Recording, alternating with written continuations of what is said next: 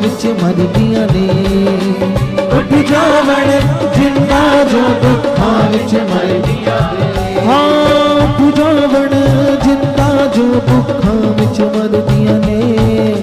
उठ जावण जिंदा जो दुखां विच मरदियां ने। हाँ सुक्की हड्डियां दे उत्ते मास देंदियां। सुक्की हड्डियां दे उत्ते मास देंदियां। हाँ सुक्की हड्डियां दे उत्ते मास देंदियां। सुक्की हड्डियां दे उत्ते मास देंदियां। तेरियां गवाइयां ऐ खुदा मैनू विश्वास देंदियां। तेरियां गवाइयां ऐ खुदा मैनू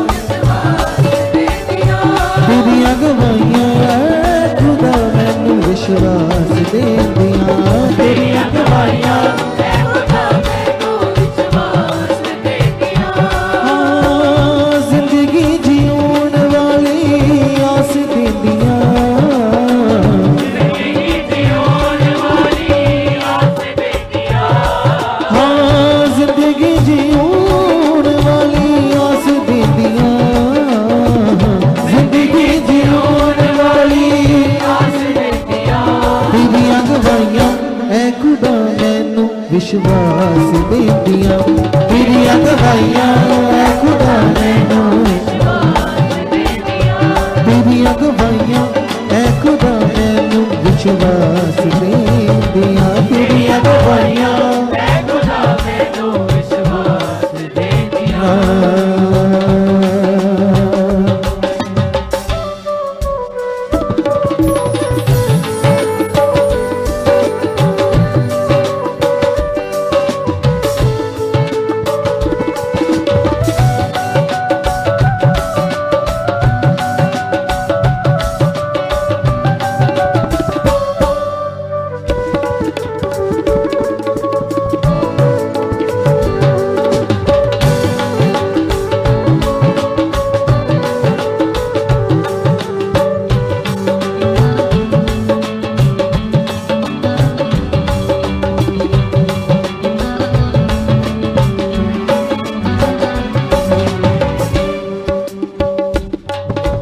सुनदा हाँ जब मैं तेरियां गवाइयां नू।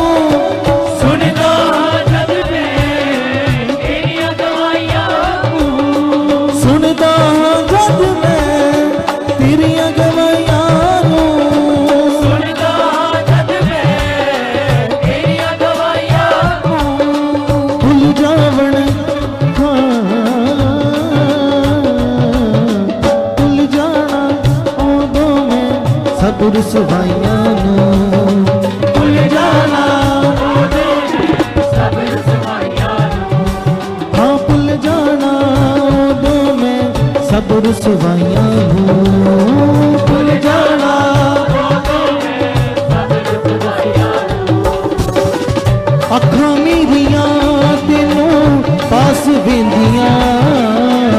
अखां मेरियां तेनू पास वेंदियां। तेरियां गवाइयां ऐ खुदा मैनू विश्वास देंदियां। तेरियां गवाइयां ऐ खुदा मैनू विश्वास देंदियां। तेरियां गवाइयां ऐ खुदा मैनू विश्वास देंदियां। तेरियां गवाइयां ऐ खुदा मैनू विश्वास देंदियां। मैनू विश्वास देंदियां। मैनू विश्वास देंदियां। मैनू विश्वास देंदियां।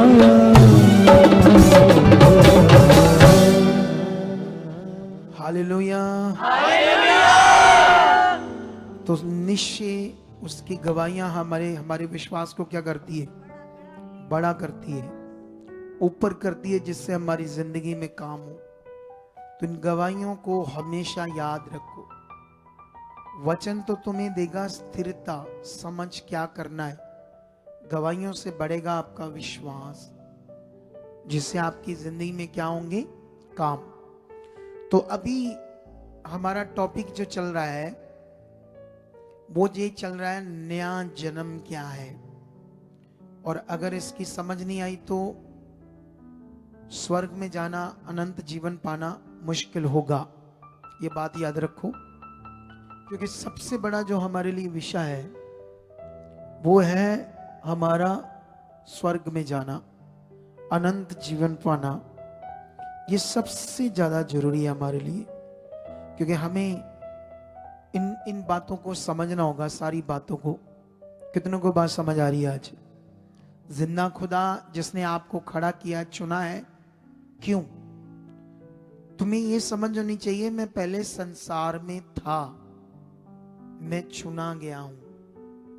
अब अगर तुम्हें ये पता नहीं कि किसने तुम्हें चुना है, तो फिर तुम तो नॉर्मल रह जाओगे। जैसे अभी एक लड़के को आर्मी वालों ने, उस डिपार्टमेंट ने, उस आर्मी ने चुन लिया। किस लिए चुन लिया? फौज के लिए, आर्मी सोल्जर के लिए। कितनी खुशी है उस चुने जाने की। अब उसमें क्या करना है? वहां काम करना है, देश की सेवा करनी है, ड्यूटी देनी है। हार्ड होती है, उसके बदले में पेमेंट मिलेगी। तो पेमेंट मिलेगी, उससे घर के खर्चे चलेंगे, बहुत सारी चीजें होंगी, एक परमानेंट काम मिल गया। लेकिन वो चुने जाने का मीनिंग ये है, परमेश्वर ने तुम्हें चुना है ताकि वो तुम्हें जीवन दे। जीवन, यहां चुने जाने का मतलब वो तुम्हें अब जीवन देना चाहता है।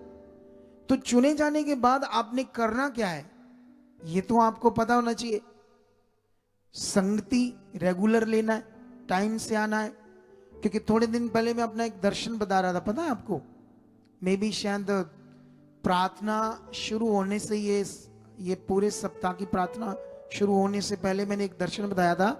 परमेश्वर ने कहा था मेरे लोगों को बोल जाकर कि ये अपने विश्वास को दिखाएं प्रैक्टिकली मेरे साथ चलकर। क्योंकि ये जैसे बाइबल में भी पढ़ोगे, यशाया, अलग अलग हिजकियेल, अलग अलग नबियों के द्वारा परमेश्वर अपने लोगों से बात करता था। तुम आज भी उन वचनों को पढ़ सकते हो। वहां पर परमेश्वर उनको कहता, जाकर मेरे लोगों को बता, इन बुराइयों को दूर करो, ये बातों को दूर करके मेरे साथ चलो। कितना वचन ऐसे लिखा है जो परमेश्वर ने अपने नबियों के द्वारा दिया। तो ऐसे परमेश्वर ने मुझे ये वचन दिया कि मेरे लोगों को बोल, फिर देखना मैं इनकी जिंदगी को कैसे पावरफुल करूंगा। हमारी सबसे बड़ी कमी है, हम रेगुलर नहीं है। आज कुछ लोग प्रभु भोज लेने आए सिर्फ, उसके बाद फिर छुट्टियां। एक झूठी जिंदगी छोड़ दो, इससे तुम अपना नुकसान कर रहे हो, अपना बड़ा लॉस कर रहे हो। जो लाभ तुम्हारे लिए बड़ा खजाना परमेश्वर ने रखा, उसको लेने के लिए एक मेहनत होती है, एक विश्वास का एक पैरामीटर होता है जो दिखाना होता है, उसमें चलकर वो प्रकट होता है फिर काम। कितनों को बात समझ आती? उस बच्चे ने सोल्जर भर्ती होने के लिए कितनी स्ट्रगल किया होगा, कितनी दौड़ लगाई होगी, कितने रस्से पकड़कर ऊपर नीचे एक्सरसाइज की होगी ताकि मैं फिट हो जाऊं, उस दिन मेरी सिलेक्शन हो जाए। तो यहां परमेश्वर से जो उसने रखा है पाने के लिए, ऐसे नहीं बस आए बैठे और चले गए, ऐसे कुछ नहीं होता। बोलो, धोखा ना दो अपने आप को। सीखो करना क्या है, क्या परमेश्वर के साथ प्रैक्टिकली करना है, कैसे वचनों को पूरा करना है, कैसे मैंने परमेश्वर की इच्छा को बड़ा पूरा करना है। इन बातों पर ध्यान दो, क्योंकि इन दिनों में परमेश्वर काफी मुझसे बात कर रहा है आपके लिए, आपके लिए। कितनों को बात समझ आती है? वो इसलिए कर रहा है ताकि तुम्हें परमेश्वर की बात समझ आए, वो आपकी जिंदगी में क्या चाहता है। हालेलुया। समझ आ रहा है या नहीं समझ आ रहा? देखो, एक चीज को समझो आप सारे लोग, जो खुदा है परमेश्वर, उसका नियम सबके लिए एक समान है या किसी किसी के लिए? बोलो, सबके लिए ना। इतनी बड़ी बड़ी चंगाइयां जब यहां हो रही है, हर वीरवार हर संडे हिला देने वाली गवाहियां बन रही है, मौत से लोग बाहर आ रहे, मेडिकल ट्रीटमेंट से भी जो हीलिंग नहीं मिल रही, वो परमेश्वर की पावर से मिल रही है। ये जो धर्म के ठेकेदार बोलते ना, हॉस्पिटल फिर बंद कर देनी चाहिए, ये है वो है, अगर यहां चर्च में हीलिंग है तो भाई हमने कब कहा हॉस्पिटल बंद करो? सुनो, हॉस्पिटल के जो डॉक्टर होते हैं ना, वो भी कहते हैं अपने भगवान को याद करो, वो तुम्हारा इस प्रॉब्लम से अब छुटकारा कर सकता है। ट्रीटमेंट करने वाले डॉक्टर जब ये कह रहे हैं कि परमेश्वर ही तुम्हारे लिए अच्छा कर सकता है, जैसे आज भी कोई गवाही में कोई बता रहा था, थोड़ा सा स्किप हो गया, उसने कहा कि मेरा परमेश्वर है, ये कुछ नहीं हालात। कौन सा था गवाही? ऐसे कुछ गवाही थी, एक लड़की थी। हाँ तो बोल दे माइक से, लुका के रखनी है बात कितना।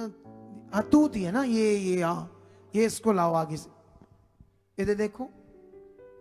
इसके पापा जो थे वो परमेश्वर के साथ अच्छा रिश्ता नहीं रखते थे, प्रभु में थे, नशा करने लगे, गोलियां खाने लगे जो नशे की होती है, और कोई प्रभु का आदर नहीं, टेम्परेरी बस ठीक है प्रभु है तो है, उसका डर नहीं, उससे रिश्ता नहीं, आज्ञाकारी नहीं कि उसने मुझे शरीर दिया, सांस दिए, जिसने ये बॉडी दी, जिसने सांस दिए, उसने इस जीवन का हिसाब लेना है या नहीं लेना तुमसे? बोलो, लेना है ना? तो जब बुद्धि शैतान बंद कर देता है तो हम भूल जाते हैं कि हिसाब लेना है, हम अपनी मर्जी करते हैं।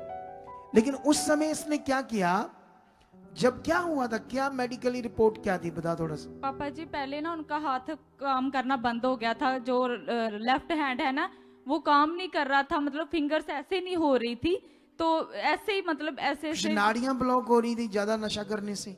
हाँ जी पापा कुछ जी, ऐसा अटैक आ सकता ना? अटैक डॉक्टर कह रहे थे कि ऐसे जो वैसी कंडीशन होती है तो ब्रेन में क्लॉट्स हो जाते हैं। क्लॉट्स हो जाते हैं। Yes, तब ऐसे हाथ पांव उंगलियां काम करनी बंद कर देती है। यस पापा जी। तो फिर आपको डॉक्टर क्या कह रहे थे, आपने क्या कहा था? ਪਾਪਾ ਜੀ ਡਾਕਟਰ ਕਹਿੰਦੇ ਕਿ ਤੁਸੀਂ ਇਹ ਤੇ ਬਹੁਤ ਵੱਡਾ ਹਾਲਾਤ ਆ ਕਿ ਮੈਂ ਇਹਨਾਂ ਨੂੰ ਹੱਥ ਨਹੀਂ ਪਾ ਸਕਦਾ ਹੈਗਾ, ਕਿ ਉਹ ਵੀ ਪਾਪਾ ਨੂੰ ਵੇਖ ਕੇ ਡਰ ਗਏ ਕਿਉਂਕਿ ਉਹਨਾਂ ਦਾ ਫੇਸ ਵੀ ਸਵੈਲ एरिया का ਹੋਇਆ। डॉक्टर था, एरिया का? ਹਾਂਜੀ ਪਾਪਾ ਜੀ ਏਰੀਆ फिर हॉस्पिटल कह रहे थे जाओ। ਹਾਂਜੀ ਪਾਪਾ ਜੀ ਕਹਿੰਦੇ ਕਿ ਹਸਪੀਟਲ ਲੈ ਕੇ ਜਾਓ, ਇਹ ਤੁਸੀਂ 20,000 ਰੁਪਇਆ ਲੈ ਜਾਓ, ਬਹੁਤ ਜ਼ਿਆਦਾ ਪੈਸਾ ਵੀ ਲੱਗ ਸਕਦਾ ਵਾ, ਇਹ ਐਡਮਿਟ ਰਹਿਣਗੇ ਉੱਥੇ, ਤੁਹਾਨੂੰ ਵੀ ਉੱਥੇ ਤੁਹਾਡਾ ਬਹੁਤ ਖਰਚਾ ਲੱਗ ਸਕਦਾ, ਇਹ ਮੇਰੇ ਕੋਲ ਨਹੀਂ ਹੱਲ ਹੈਗਾ। ਤੇ ਮੈਂ ਕਿਹਾ ਕਿ ਮੇਰਾ ਪਰਮੇਸ਼ਰ ਜ਼ਿੰਦਾ ਖੁਦਾ ਹੈ, ਔਰ ਪਾਪਾ ਜੀ ਮੈਂ ਉਹਨਾਂ ਨੂੰ ਦੱਸਿਆ, ਮੈਂ ਕਿਹਾ ਕਿ ਮੈਂ ਇਹਨਾਂ ਤੇ ਪਾਪਾ ਆਪਣੇ ਤੇ ਪ੍ਰੇ ਕਰਵਾਵਾਂਗੀ ਤੇ ਬਿਲਕੁਲ ਚੰਗੇ ਹੋ ਜਾਣਗੇ। ਉਹ ਨਾ ਇੱਕਦਮ ਸੋਚਣ ਲੱਗ ਪਏ, ਕਹਿੰਦੇ ਕਿ ਅੱਛਾ ਇਸ ਤਰ੍ਹਾਂ ਵੀ ਹੁੰਦਾ। ਮੈਂ ਕਿਹਾ ਹਾਂਜੀ, ਕਿ ਮੈਂ ਉਹਨਾਂ ਲਈ ਮੈਂ ਬਲੀਵ ਕਰ ਰਹੀ ਸੀ ਆਪਣੇ ਪਾਪਾ ਲਈ, ਔਰ ਮੈਂ ਉਹਨਾਂ ਨੂੰ ਕਿਹਾ ਦੇਖਿਓ ਇਹ ਇਹਨਾਂ ਦਾ ਹੱਥ ਆਪਣੇ ਆਪ ਕੰਮ ਕਰੇਗਾ ਔਰ ਰਿਪੋਰਟ ਇਹਨਾਂ ਦੀ ਨਾਰਮਲ ਆਏਗੀ, ਇਸ ਤਰ੍ਹਾਂ ਦਾ ਜੋ ਤੁਸੀਂ ਬੋਲ ਰਹੇ ਇਦਾਂ ਦਾ ਕੁਝ ਨਹੀਂ ਆ, ਮੇਰਾ ਪਰਮੇਸ਼ਰ ਜ਼ਿੰਦਾ ਖੁਦਾ ਹੈ। ਔਰ ਉਹਨਾਂ ਨੇ ਮੈਨੂੰ ਅੱਗੋਂ ਇਹ ਰਿਪਲਾਈ ਦਿੱਤਾ ਕਿ ਅੱਛਾ ਜੇ ਤੁਸੀਂ ਇਹਨਾਂ ਆਪਣੇ ਪਰਮੇਸ਼ਰ ਤੇ ਬਲੀਵ ਕਰਦੇ ਹੋ ਤੇ ਤੁਸੀਂ ਅਰਦਾਸ ਕਰੋ ਕਿ ਇਹਨਾਂ ਦੀ ਰਿਪੋਰਟ ਨਾਰਮਲ ਆ ਜਾਏ, ਕਿਉਂਕਿ ਹਰ ਹਾਲਤ ਵਿੱਚ ਇਹਨਾਂ ਨੂੰ ਬ੍ਰੇਨ ਕਲੌਟ ਹੈ ਹੋ ਸਕਦਾ है। उसके एस्टिमेट से, क्योंकि वो डॉक्टर है, यस पापा जी, कंडीशन जो बता रही है उस हिसाब से क्लॉट हो सकता 100%। लेकिन फिर उसने क्या कहा, जो भी तुम्हारा परमेश्वर है उसके आगे विनती प्रार्थना करो ताकि रिपोर्ट क्या आए। अब डॉक्टर भी जानते हैं कि ये दुनिया का जो मालिक है परमेश्वर, वो भला कर सकता है। डॉक्टर तो एक माध्यम है, सब कुछ किसके हाथ में है? परमेश्वर के हाथ में। अगर इंसान सही चले उसके साथ तो फिर तुम हालातों में नहीं पड़ोगे, यस पापा जी, दुख में नहीं पड़ोगे, यस प्रॉब्लम में नहीं पड़ोगे, यस आमीन, शांति से जिंदगी को जियोगे। अगर शांति से जिंदगी जीना चाहते हो तो तुम्हें परमेश्वर के निज़म को फॉलो करना पड़ेगा, उसके कानूनों को फॉलो करना पड़ेगा। वो क्या क्या छोड़ने के लिए कहता है, जैसे गला खराब हो जाता है तो डॉक्टर बड़ा रेशा आता है, बलगम आती है, छाती खराब हो जाती है, वो कहता है खट्टा नहीं खाना, दही नहीं खाना, दूध नहीं पीना, तली चीज नहीं खानी क्योंकि और इन्फेक्शन बढ़ जाएगी। तो वो डॉक्टर समझाता है ये छोड़ दो, नहीं तो ये बीमारी बढ़ जाएगी, ये खाओ, ये मेडिसिन खाओ, फिर तुम ठीक हो जाओगे। जो तुम्हारी जिंदगी के लिए लॉस है, जो तुम्हारी जिंदगी को सूलों पर ले आएगी, जो तुम्हारा जीवन बर्बाद हो जाएगा, आगे पीछे हो जाएगा, परमेश्वर तुम्हें वहां से मना करता है, उन बातों से, उन चीजों से। लेकिन जो वो तुम्हें कह रहा है उस पर तुम्हें ध्यान देना होगा। हालेलुया। सबसे पहले तो अपना एक माइंड सेट करना होगा रेगुलर संगति। काफी समय से पवित्र आत्मा आपसे बात कर रहा है, आप सुनते हो और छोड़ देते हो, कभी उसके लिए अंगीकार नहीं करते। परमेश्वर तेरे पवित्र आत्मा ने मुझे कितनी बार कहा और फिर मैं आगे पीछे होता हूं, फिर मैं रेगुलर नहीं बनता। रेगुलर ना बनने का मतलब विश्वास खराब है, अच्छा नहीं है। जो रेगुलर बनते उनका विश्वास अच्छा है, अच्छा मन है परमेश्वर के साथ। उनका कितना भी बड़ा हालात क्यों नहीं है, कितनी भी बड़ी गरीबी क्यों नहीं है, कितनी भी मुश्किल क्यों नहीं है, कितनी भी सिचुएशन खराब क्यों नहीं, जो रेगुलर बन गए, चाहे रिजल्ट 6 महीने नहीं आया, 7 महीने नहीं आया, लेकिन बन गए, चाहे साल नहीं आया, आना ही आना है। क्योंकि ये नियम जो उन्होंने पकड़ लिया है, परमेश्वर को खुश कर दिया है। और उसको खुश करने का मतलब जीवन पाना है, डिलीवरेंस पाना है, छुटकारा पाना है। कितनों को बात समझ आ रही है आज? तो इस बात पर आपने बड़ा वाला ध्यान देना है। और साथ साथ में तुम्हें बाइबल के अंदर ये समझना है कि जो परमेश्वर है वो तुम्हारे साथ मसीह में उसने क्या किया, ये बड़ा जरूरी है आपके लिए। मसीह में यीशु खुदावंद ने तुम्हारे लिए क्या किया है। अब जो तुम चुनेंगे तो यीशु मसीह में तुम्हारी वैल्यू क्या है, तुम्हारी होंद क्या है, तुम्हारा रिश्ता क्या है, तुम्हारा चलना क्या है परमेश्वर के साथ। ये एक बड़ा विषय है, बड़ा विषय। कितनों को बात समझ आ रही? मैं कुछ बातों को आपको समझाता हूं बाइबल से, ताकि तुम्हें इन बातों की और समझ आए। मैं आज, हम लोग लंबा वचन नहीं आज देने वाले। इस संडे और थर्सडे बहुत वचन दूंगा मैं आपको, क्योंकि कभी कभी मैं तो लंबा वचन लेकर आया हूं आपके लिए। बोलो, क्या लेकर आया हूं मैं आपके लिए?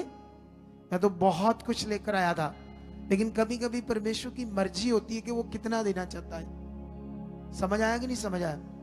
मैंने कई कुछ पढ़ा आपके लिए, कई कुछ चीजों को आपके लिए तैयार किया आपको देने के लिए, लेकिन परमेश्वर की मर्जी कुछ और होती है।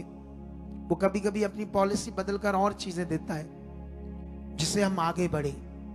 लेकिन यहां पर अफिसियों चैप्टर 1 पढ़ते हैं, 3 से लेकर 14 तक वचन पढ़ना पड़ेगा।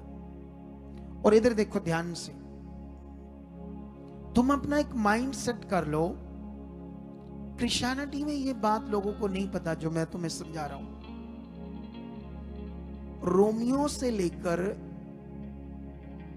दूसरा थस्सलुनीकिया और तिमोथियस 1 और 2, ये जितनी पत्रियां है ना, ये वो रेवलेशंस हैं जो पत्रस को यीशु मसीह ने कहा था, तू पेट्रोस है, छोटा सा पत्थर है।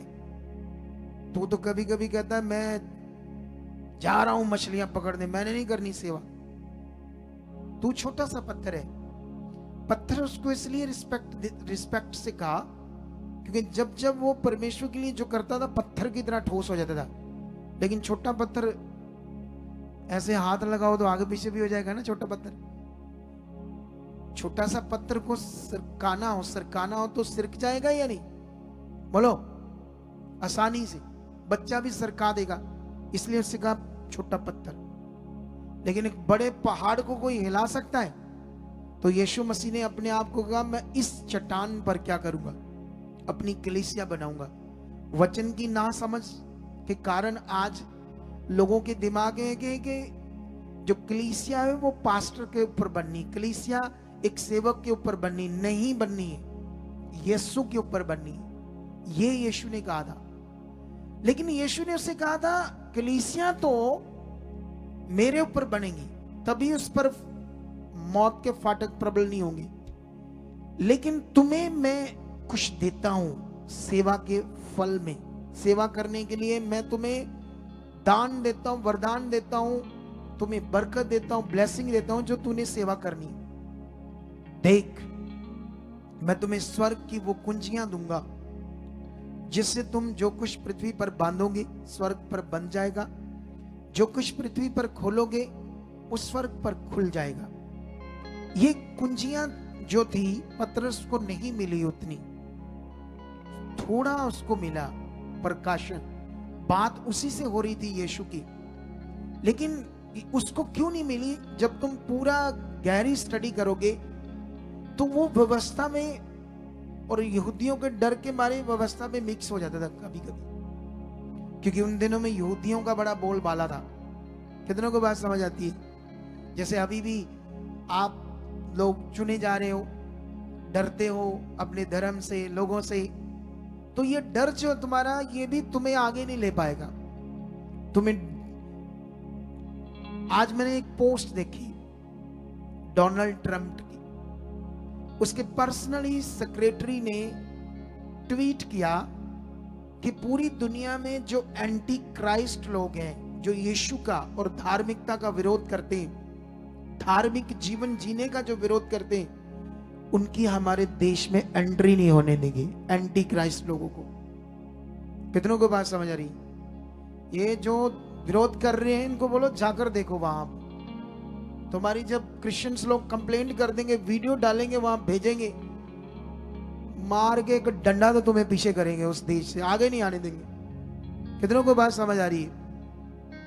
तो ये सीखना होगा तुम्हें। कितनों को बात समझ आती है? वो पतरस क्या कर रहा था?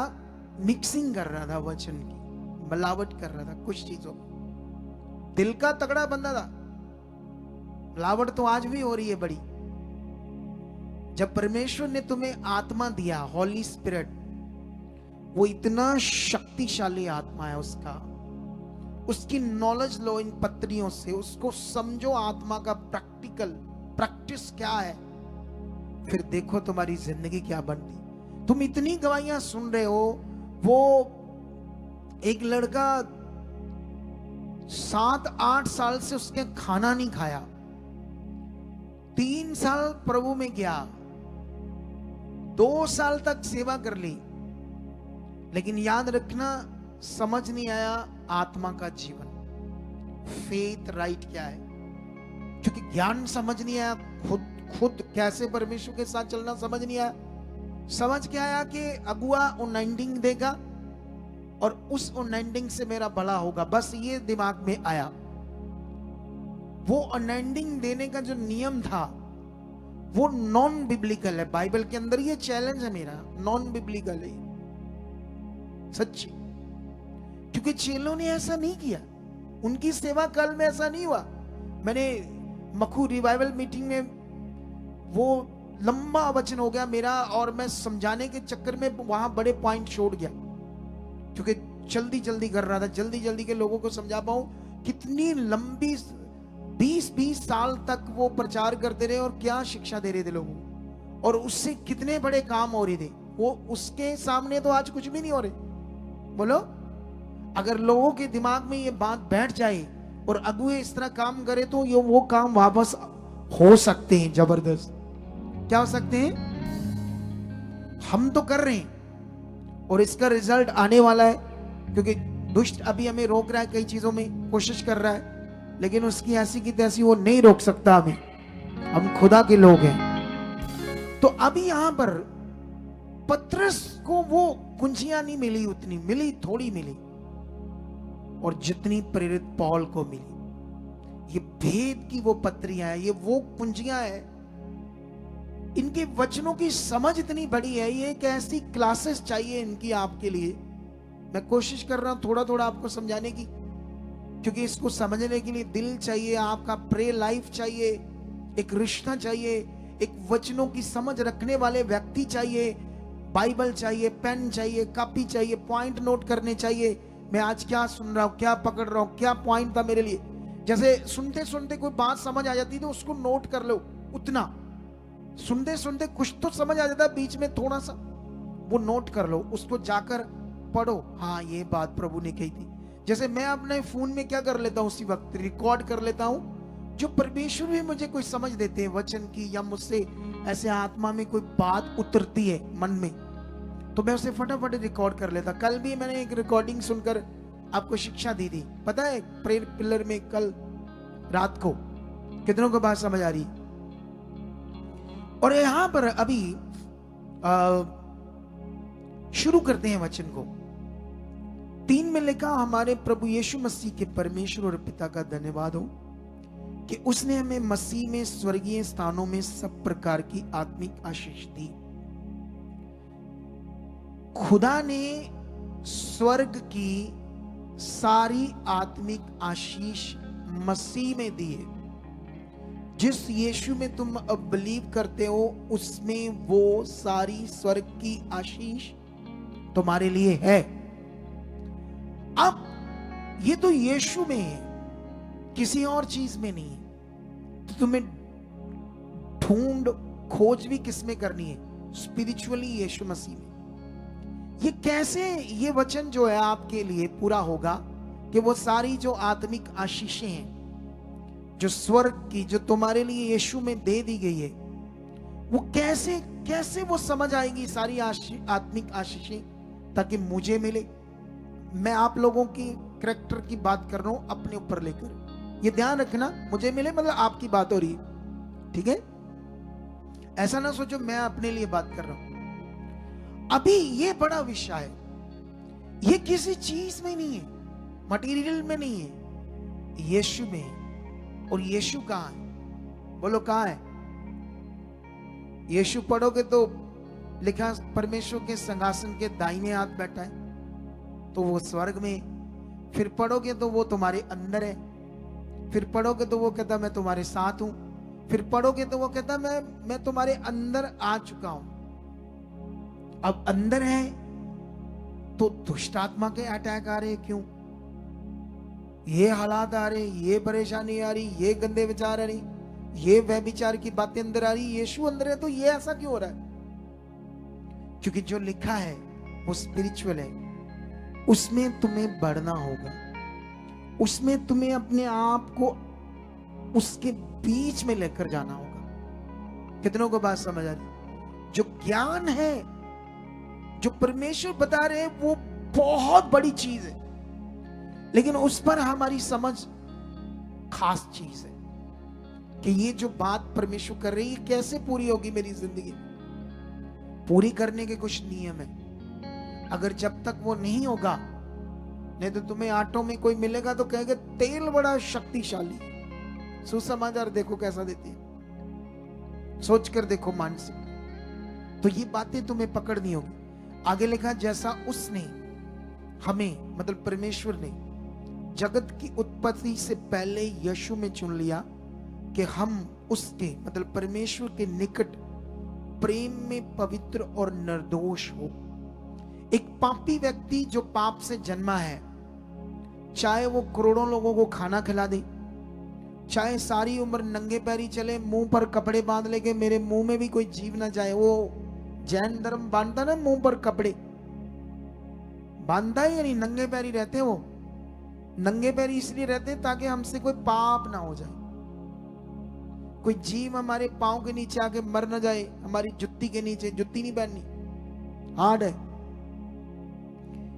सूक्ष्म दर्शी से देखोगे हवा में जीव है जो हमारे मुंह में जाते रहते हैं। नॉन वेज है वो, नॉन वेज।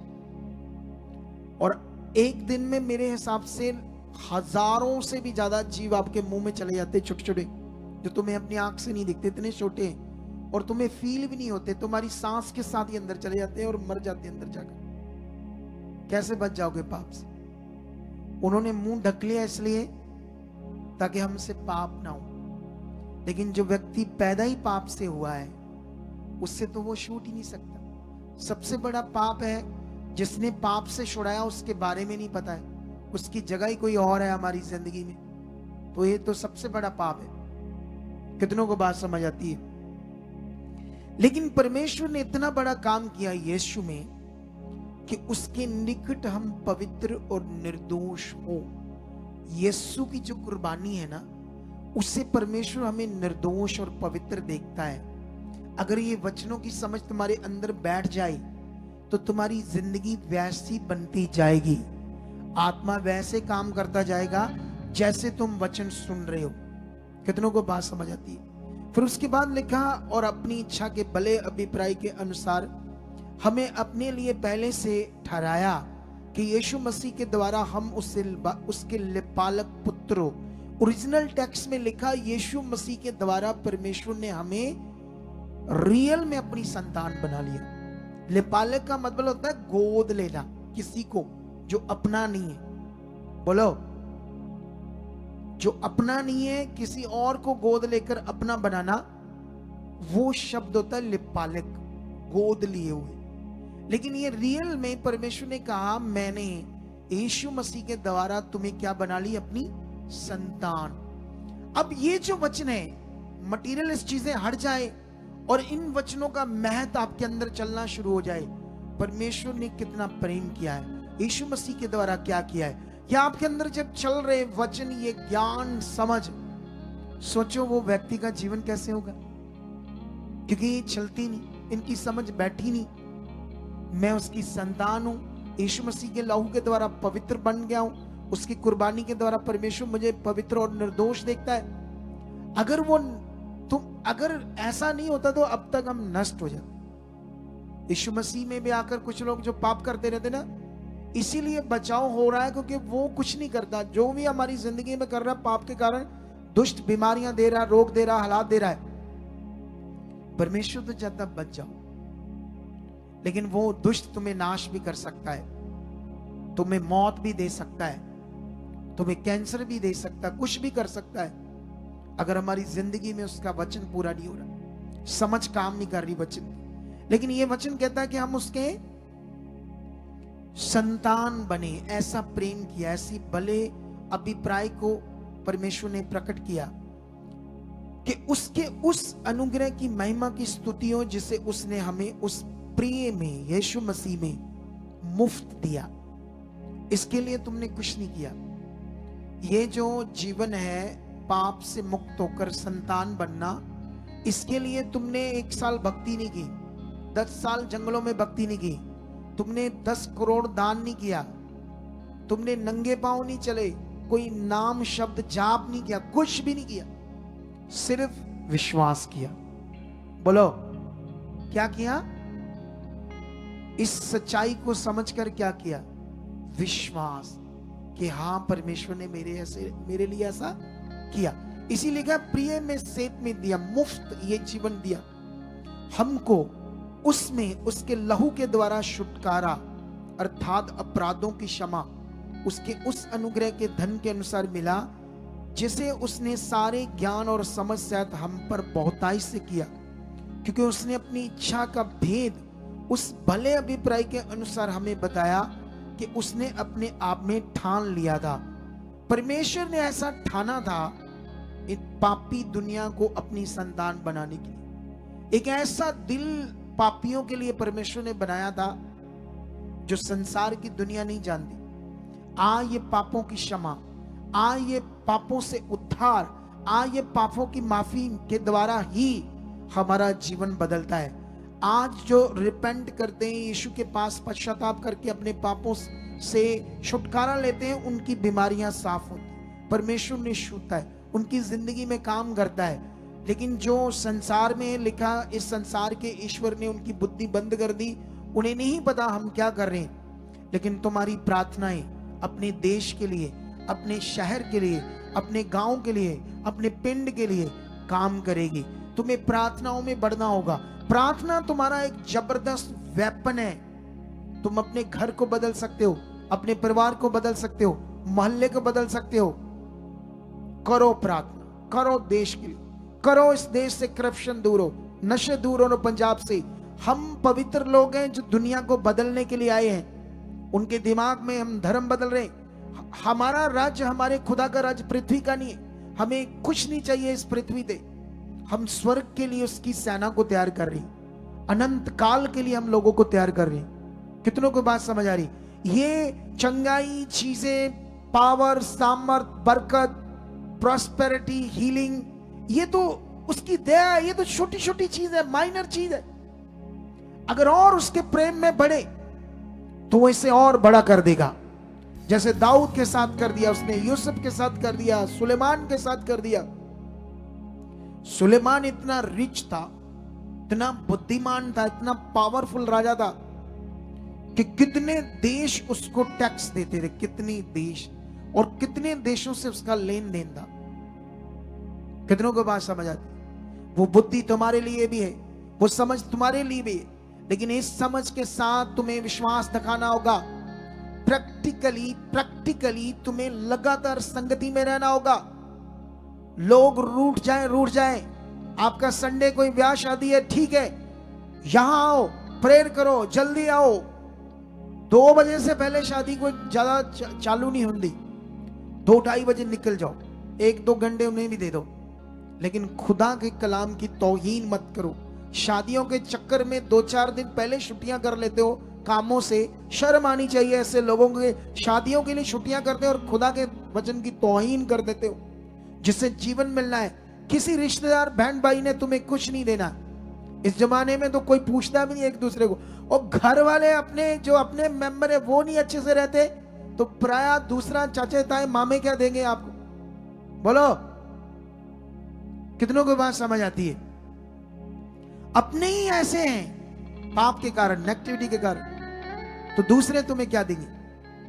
परमेश्वर दे सकता है। वो तुम्हें सदा का जीवन दे सकता है, सदा की शांति दे सकता है, सदा की प्रोटेक्शन दे सकता है। वफादारी करने से, वफादारी करने के लिए प्रेयर करो। रोज अपने परिवार के लिए अंगीकार करो, मैं रेगुलर हूं, मैं तेरी इच्छा में चल रहा हूं, मेरा परिवार चल रहा है। ये प्रैक्टिकल रोज बोलो, मुंह में रोज बोलो, रोज। कितनों को बात समझ आती है? लेकिन यहां पर परमेश्वर का जो प्यार है वो बड़ा है। उसने बाइबल में लिखा, ऐसा ठान लिया था कि मैं इंसानों को बचाऊंगा। और लिखा 10 में कि समयों के पूरे होने का ऐसा प्रबंध हो कि जो कुछ स्वर्ग में है और जो कुछ पृथ्वी पर है, सब कुछ यीशु मसीह में इकट्ठा करी। स्वर्ग में, पृथ्वी पर सब कुछ किसमें इकट्ठा करी? यीशु में। तुम किसमें इकट्ठा हो रहे हो? स्वर्ग की चीजें और पृथ्वी के हम लोग सब एक हो रहे हैं। ये बहुत गहरा ज्ञान है, इसको तुम्हें समझना। ये इतने बड़े रेवलेशन है कि आज तक क्रिश्चियनिटी को इसकी कोई समझ नहीं। वो सोचते पत्रियां लिखी है सिंपल, इनका कभी प्रचार करते तुम अगुओं को नहीं देखोगे। बहुत माइनर सा, कितना हल्का सा प्रचार करते हैं इसका, जो असल चीज है, असल चीज है लोगों के फेथ की। इसकी रेवलेशन अभी मैं भी ले रहा हूं, और मैं इसकी चीजें बताऊंगा, हिला देने वाली। कितनों को बात समझ आती? वो सोचते हैं मैं पुराने नियम से कुछ बताया, वो यशाया की ये बात, वो बात, बड़ी बात, ढूंगी बात, ये मैं बड़ा हुआ हूं, इसलिए मैं बड़ा हूं क्योंकि मैंने वहां से बताया। ऐसा कुछ नहीं। हर समय में जो परमेश्वर ने कहा उसे समझना होगा। उस समयों के उस समय बातें थी। हो सकता है यशाया की कुछ भविष्यवाणी आज के समय के लिए भी हो, लेकिन वो हमारी यादगिरी के लिए, समझ के लिए। लेकिन जो रेवलेशन डायरेक्ट तुम्हारे लिए दी गई, उसे तुम्हें पकड़ना हो। ये बहुत बड़ी बात है, स्वर्ग और पृथ्वी की सब चीजों को एक करना। परमेश्वर ने ऐसा ठान लिया था। सोचो उसका प्यार, उसकी ताकत, सामर्थ, किस तरह से कितनी अनलिमिटेड पावरफुली काम करना चाहता है परमेश्वर। लेकिन परमेश्वर किसी से जबरदस्ती नहीं करता। क्या नहीं करता? आगे बढ़ते क्या लिखा? 11 में लिखा, उसी में जिसमें हम भी उसी की मनसा से, जो अपनी इच्छा के मत के अनुसार सब कुछ करता है, पहले से ठहराए जाकर मिरास बनी। ये यहूदियों की बात हो रही है। पहले से हम भी ठहराए जाकर मिरास बने, वो भी हम भी बने। लेकिन और समझाता हूं कि हम जिन्होंने पहले से मसीह पर आशा रखी थी, यहूदियों की बात है, अन्य जातियों की बात नहीं, उसकी महिमा की स्तुति के कारण हो। और उसी में तुम पर भी, जब तुमने सत्य का वचन सुना, जो तुम्हारे उद्धार का सुसमाचार है, और जिस पर तुमने विश्वास किया, और प्रतिज्ञा किए हुए पवित्र आत्मा की शाप लगी, वह उसके मोल लिए हुओं के छुटकारे के लिए हमारी मिरास का बयाना है, कि उसकी महिमा की स्तुति हो। हालेलुया। कितनों को बात समझ आ रही है आज? देखो, अब मैं इससे आगे और नहीं जाना चाहता, नहीं तो वचन बहुत लंबा आ जाएगा। मेरे पास बहुत वचन था आज। आगे जाकर कुछ ऐसी बातें थी, बहुत ज्यादा पावरफुल बात, जो मैं आने वाले थर्सडे और आने वाले संडे में बताऊंगा। ये टॉपिक चालू रहेगा जो आज मैं तुम्हें समझा रहा हूं। लेकिन होता क्या है, आप लोग जो थर्सडे आते हैं संडे की शिक्षा नहीं सुनते, जो संडे आते हैं वो थर्सडे नहीं सुनते। अब सुनेंगे नहीं तो पिक्चर कैसे समझ आएगी पूरी, क्या बात हो रही, कॉन्टेस्ट क्या था, अगुए ने उस दिन क्या बात की थी, पवित्र आत्मा ने उसके मुंह से संडे वाले दिन जो सिखाया, वीरवार उसको कंप्लीट किया उस टॉपिक को, और आगे जाकर, और संडे फिर और कंप्लीट किया। ये एक लड़ी जुड़ रही है वचनों की, और तुम एक सुनते एक नहीं सुनते, तुम तो ड्रामा बने हुए अपने आप में। एक ड्रामा सी जिंदगी लेकर जी रहे हो और सोच रहे कब होगा, पंखा लेकर हवा दी, कब होगा। हाय प्रभु, हाय प्रभु, प्रभु कब होगा, कब होगा। वो इतना प्यार जाहिर कर रहा है तुम्हारे साथ, वो कितनी बड़ी बात, परमेश्वर के मन की गूढ़ बातें पौलुस पर उसने प्रकट कर दी और पौलुस ने उसे हमारी शिक्षा के लिए लिख दिया, रहती दुनिया तक के लिए, ताकि हम इन बातों को समझ सके, परमेश्वर की महानता को, परमेश्वर के प्यार को। हालेलुया। मीरास बनने का मतलब क्या होता है? मीरास एक ऐसी संपत्ति, एक ऐसा धन बनना है परमेश्वर के सामने। परमेश्वर ने ऐसा पहले से ही चुना था, ऐसे सोचा था। और जब तुमने सत्य का वचन सुना जो तुम्हारे उद्धार का, छुटकारे का था, और तुमने जब उस पर विश्वास किया, तो परमेश्वर ने प्रतिज्ञा किए हुए पवित्र आत्मा की क्या दे दी तुम्हारे ऊपर? शाप। आप जानते हो पवित्र आत्मा का दान पाना, बाइबल के अंदर फिलिप्पस एक एरिया में गया, और जब वो एक एरिया में गया तो वहां पर एक जादूगर था जो शैतानी आत्माओं की सेवा करता था, पत्थर मिट्टी की पूजा करता था, और दुष्ट आत्माएं उसके साथ काम करती थी। वो शक्ति भी प्रकट करता था, लोगों को हील भी करता था वो बंदा। लेकिन दुष्ट आत्माओं से, दुष्ट आत्मा से भी हील होते हैं लोग। ये सियाने बाबे होते हैं, कईयों को बड़े वार आ जाते हैं, कई लोग तो उनका पल्ला छोड़ते ही नहीं, उनके कारोबार सेट हो जाते, कई चीजें शैतानी आत्माएं करती है, लेकिन एक दिन मारती बड़ी है, क्योंकि उनके पास जीवन नहीं। कितनों को बात समझ आती है? लेकिन वो ऐसा ही कर रहा था। लेकिन जब फिलिप्पस वहां गया, ये बहन जो है सामने खड़ी होकर आ गया, थोड़ा ये वाली, वो वाली, ये वाली, वो सामने जिसकी चुन्नी है पूरी है, काली कोटी, हाँ यही हिली जो, हाँ यही। इसने गवाही दी थी ना आज? इसने नहीं दी, इसके जैसी एक बहन थी, एक बहन गवाही दे रही थी।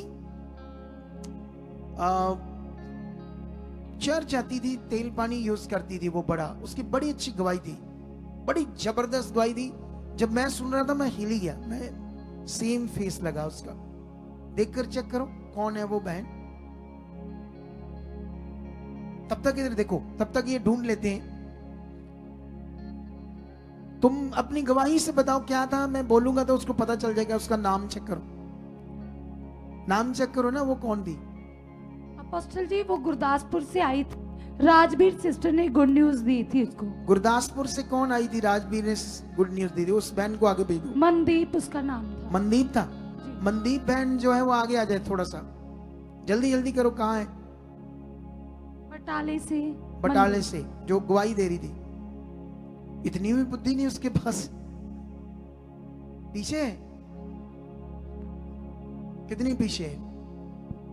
हाँ, सेंटर से आने दो, सेंटर से बाकी आने दो। इधर दो ध्यान, इन्हें सारे पीछे ला दो।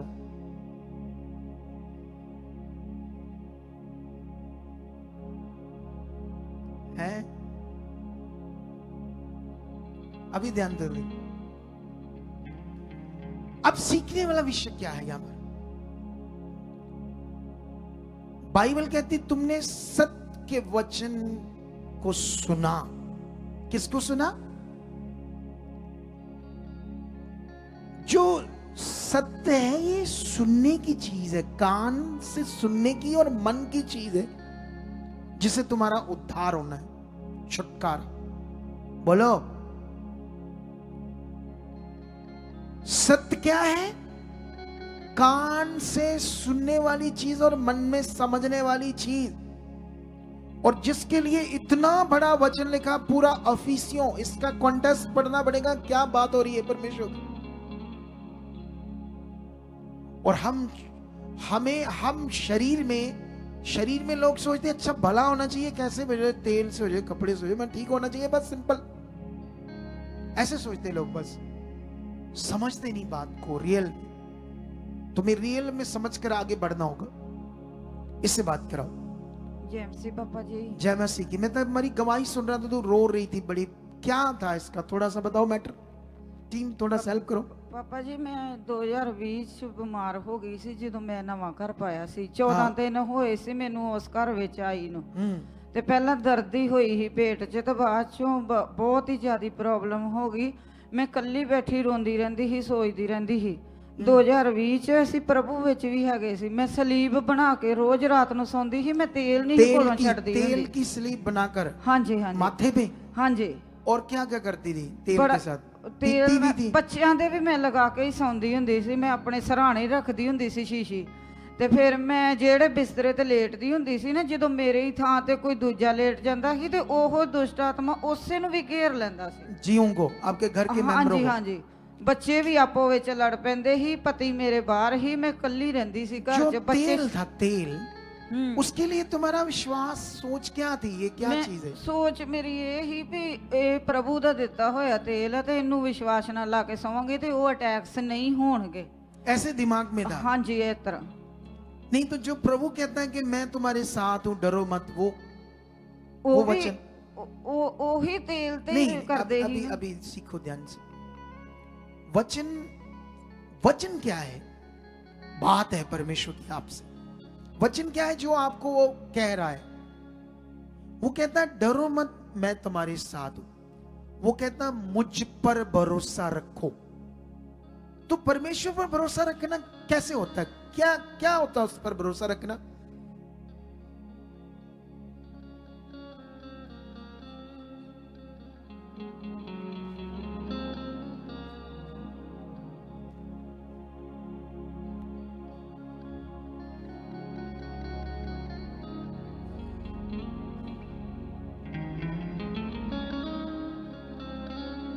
सॉरी, थोड़ा ध्यान दो इस बात पर। अब यहां सीखना होगा। क्या सीखना होगा? जब वो कहता मुझ पर जो भरोसा रखेंगे वो कभी शर्मिंदे नहीं होंगे, उनके मुंह कभी काले नहीं होंगे। बाइबल में लिखा बिना विश्वास उसे प्रसन्न करना अनहोना है, और जो अब उसके पास आ चुके हैं उनको विश्वास करना चाहिए वह है। तुम्हारे अंदर क्या विश्वास होना चाहिए? वह है, वो मेरे साथ है। अगर वो मेरे साथ है तो मुझको किसी और चीज के सहारे की जरूरत। लेकिन यही बात ना समझकर इतना तेल यूज किया, इतना इसने वो यूज किया, लेकिन दुष्ट आत्मा फिर भी काम कर रहा था। ਹਾਂਜੀ कितना ज्यादा? ਬਹੁਤ ਜ਼ਿਆਦਾ। ਮੈਂ ਇਕੱਲੀ ਬੈਠੀ ਸੋਚਦੀ ਰਹਿੰਦੀ ਸੀ ਤੇ ਮੈਂ ਮੌਤ ਤੱਕ ਵੀ ਸੋਚਦੀ ਸੀ ਕਿ ਮੈਂ ਮਰ ਜਾਵਾਂ। इससे अच्छा मैं मर जाऊं। ਹਾਂਜੀ। कितने साल तक वो करती रही प्रभु में ये रीति रिवाज, तुम्हें छुटकारा नहीं मिला? 2020 ਤੋਂ 25 तक अब आई है तुम यहाँ? ਹਾਂਜੀ ਹਾਂਜੀ 8ਵੇਂ ਮਹੀਨੇ ਚ ਆਏ ਇੱਥੇ। इसी साल? ਹਾਂਜੀ। तब तक तुम उधर लगी रही, करती रही? ਲਾਉਂਦੇ ਰਹੇ। कहां से आई? बटाला से? ਬਟਾਲਾ ਸੇ। तो अभी जब तुम आई, तुम्हारी ले हैंड हुई, प्रार्थना हुई, तो क्या हुआ फिर? ਜਦੋਂ ਪ੍ਰਾਰਥਨਾ ਹੋਈ मैं घर चल गई। उस दुष्ट आत्मा ਦਾ सच तूने बताया था कि मैं जब उतरी यहाँ तो मेरा हाँ मन जी। नहीं लग रहा था, मैं भाग गई, मुझे लोग लेकर आए वापस, ऐसा कुछ था ना? ਨਹੀਂ ਜਦੋਂ ਮੈਂ ਪਹਿਲੇ ਦਿਨ ਆਈ इसकी था ना ये? ਹਾਂਜੀ इसी ਹਾਂਜੀ का था। ਜਦੋਂ ਮੈਂ ਪਹਿਲੇ ਦਿਨ ਆਈ ਸੀ ਨਾ, ਉਦੋਂ ਜਦੋਂ ਮੈਂ ਗੱਡੀ ਵਿੱਚੋਂ ਉਤਰੀ ਤੇ ਹਾਂ। ਮੈਨੂੰ ਉਸੇ ਟਾਈਮ ਹੀ ਪਰਮੇਸ਼ਰ ਦੇ ਆਤਮਾ ਨੇ ਛੂਇਆ ਸੀ। ਉਹ ਹਾਂ। ਬਾਹਰ ਜਦੋਂ ਆਪਾਂ ਲਖਾਉਂਦੇ ਸੀ ਪਏ हाँ ਅਜੇ ਆਏ ਹੀ ਸੀ, ठीक है। ਤੇ ਉਦੋਂ ਹੀ ਮੈਨੂੰ ਪਵਿੱਤਰ ਆਤਮਾ ਨੇ ਛੂਇਆ, ਪਰਮੇਸ਼ਰ ਨੇ ਛੂਇਆ ਤੇ ਮੈਨੂੰ ਚੱਕਰ ਜੇ ਆ ਗਏ। ਮੈਂ ਭੱਜਣ ਲੱਗ ਪਈ ਬਾਹਰ ਨੂੰ, ਵੀ ਮਤਲਬ ਮੈਂ ਗੱਡੀ ਥੱਲੇ ਆ ਜਾਵਾਂ। ਇੱਧਰ ਆ, ਮੈਂ ਇਕੱਲੀ ਚੱਲ ਗਈ ਬਾਹਰ बहुत दूर तक। अभी अभी इसको समझ नहीं है। अगर परमेश्वर छूता तो ऐसा थोड़ी होता है। परमेश्वर छूता तो शांति आती, अच्छा मन होता। दुष्ट आत्मा ही था अभी, तो दुष्ट आत्मा ही काम कर रहा था। वही लेकर गया बाहर, वही गाड़ी के नीचे देना चाहता था। पहले दिन मन नहीं लगा, फिर दूसरी बार आई, थोड़ा अच्छा मन लगा, फिर उसके बाद इसकी जिंदगी बदल गई कुछ हफ्तों में। क्या बदल गई? जो इतने सालों से नहीं हुआ, क्यों हो गया यहाँ? क्या प्रभु पहले गुस्से था इससे? नियम सही नहीं था। कभी कभी इन नियमों से लोगों के काम हो रहे हैं, इन रीति रिवाजों से, लेकिन वो हालातों में भी जा सकते, बड़े बहुत हालातों में जा सकते। सच्ची मेरा ये पर्सनली एक्सपीरियंस है। तो अभी तुमने बने रहना है, जो सीख रेस में बढ़ना है। क्योंकि जो मैंने काम शुरू किया है परमेश्वर का, थोड़ा सा कठिन है। क्योंकि एक बंदे को, आप जानते हो कोई बंदा गलत होता है ना, उसको समझाओ तुम यहाँ गलत हो, यहाँ गलत, उसको गुस्सा आता है, गुस्सा कहता परे हो मैनू तू वड्डा कितना गलत। एक माता पिता भी अपने बच्चों को समझाए ना तो वो भी गुस्सा करते हैं, वो भी कहते ठीक है जो है आप मत बोलो हमें, ऐसा दुनिया में चक्कर है। तो जब लोगों को गलत है तो उनको सही करना आसान काम नहीं होता, लेकिन इसी से ही लोगों को जीवन मिलना है, इसी से ही आने वाले दिनों में लोगों को शांति मिलनी है। नहीं तो जैसे अन्य जातियां करते हैं, हमारे लोग भी देखना एकदम दंगे करेंगे, एक दिन उठा लेंगे डांगे तलवारें और हो जाएंगे शुरू जैसे अन्य जातियां। परमेश्वर का वचन ही बदल जाएगा, परमेश्वर की इच्छा ही बदल जाएगी, शुरू हो जाएगी वही शैतान की। फिर जो आप जानते हो हमारे देश में जब आजाद हुआ हमारा देश, तो जो इस देश का वो उस समय नेता था, बापू गांधी बोलते ना उसको, वो बाइबल पढ़ता था। उसने हिंसा नहीं की, अहिंसा को पकड़ा, उस अहिंसावादी बना, वो बाइबल की चीजों को मान गया।